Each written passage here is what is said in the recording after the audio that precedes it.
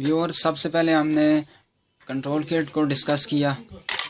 ये control kit वो सारे के सारे यूपीएस को कंट्रोल करती है, उसकी फंक्शनिंग को कंट्रोल करती है।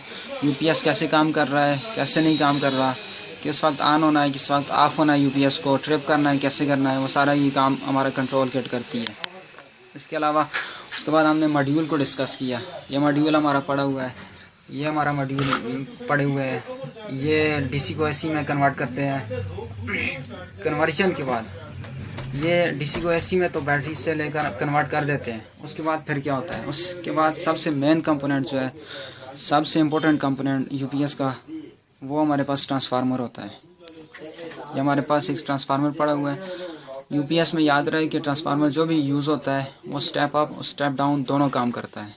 डुअल नेचर का होता है, दोनों काम करता है, दोनों पर्पज़ के लिए इस्तेमाल होता है। जो बैटरी से डीसी लेकर एसी में कन्वर्ट करता है ये मॉड्यूल, फिर उस लो वोल्टेज एसी को हम ये इस ट्रांसफार्मर को देते हैं, और ये ट्रांसफार्मर हाई वोल्ट एसी में हमें आउटपुट यहाँ से सेकेंडरी साइड से देता है। ये इस ट्रांसफार्मर को हम डिस्कस करते हैं कि ये कैसे काम करता है, इसकी क्या उसूल है काम करने का। इसकी दो वाइंडिंग्स होती हैं बेसिकली।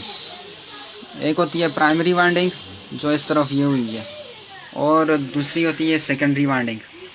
सेकेंडरी वाइंडिंग से हम आउटपुट लेते हैं और इससे प्राइमरी को इनपुट देते हैं।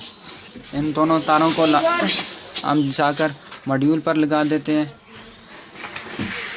मॉड्यूल पर हम इन दो हीट सिंक पर इन दोनों तारों को लगा देते हैं। एक को यहाँ पर लगाते हैं और दूसरी को यहाँ पर लगा देते हैं इसके साथ। ये जो दरमियाना टर्मिनल है, इसके साथ बैटरी का पॉजिटिव टर्मिनल यूपीएस में कनेक्ट कर देते हैं। बड़ी वायर के साथ, मोटी हाई पावर वायर के साथ हम बैटरी के साथ इसे कनेक्ट कर देते हैं, और ये दोनों मॉड्यूल के साथ कनेक्ट होते हैं।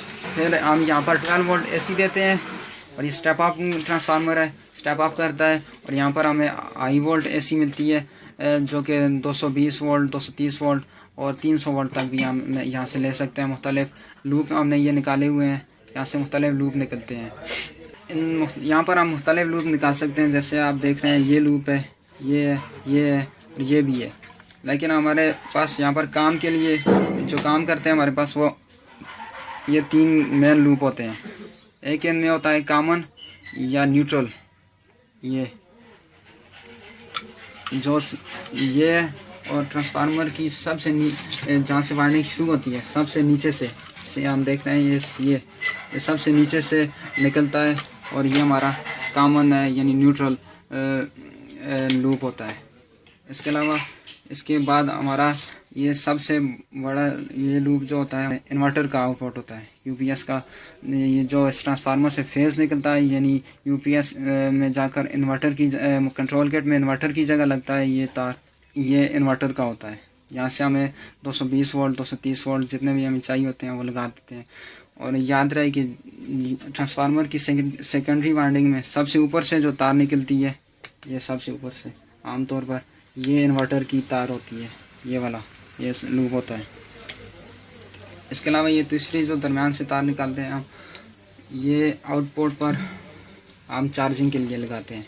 जाकर कंट्रोल किट पर हम ये चार्जिंग के लिए लगाते हैं, जो दोबारा हम जब वापडा हमारी या मेन पावर सप्लाई ऑन होती है तो हम इसके ज़रिए चार्जिंग करते हैं।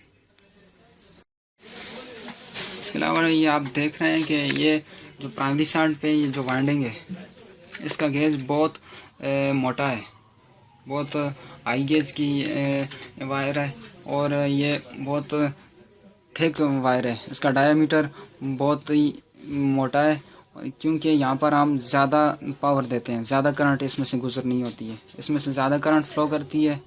इसलिए हम यहाँ पर मोटी तार इस्तेमाल करते हैं प्राइमरी में, जो कि बैटरी के साथ लगती है, जिसमें से बहुत ज़्यादा करंट गुजरती है। इसलिए हम यहाँ पर ये मोटी तार इस्तेमाल करते हैं, ताकि जब ज़्यादा करंट इसमें से गुजरे तो ये जल ना जाए, ये शॉर्ट ना हो जाए या ओपन ना हो जाए कहीं। इसलिए हम यहाँ पर मोटी तार इसकी प्राइमरी में इस्तेमाल करते हैं। यहाँ पर लो वोल्टेज होती है, हाई करंट होता है, इसलिए मोटी तार इस्तेमाल करते हैं। और सेकेंडरी पर हाई वोल्टेज होती है लेकिन करंट इतनी हाई नहीं होती है, इसलिए हम यहाँ पर पतली गेज की तार का इस्तेमाल करते हैं और यहाँ से आउटपुट ले लेते हैं। वोल्टेज हमारे पास यहाँ पर हाई होती है, लेकिन करंट थोड़ा फ्लो करना होता है प्राइमरी की निस्बत, तो इसलिए हम यहाँ पर पतली तार इस्तेमाल करते हैं, जिससे हमारा काम चल जाता है और हमारी ये वायर जलती नहीं है या ओपन या शॉर्ट नहीं होती है।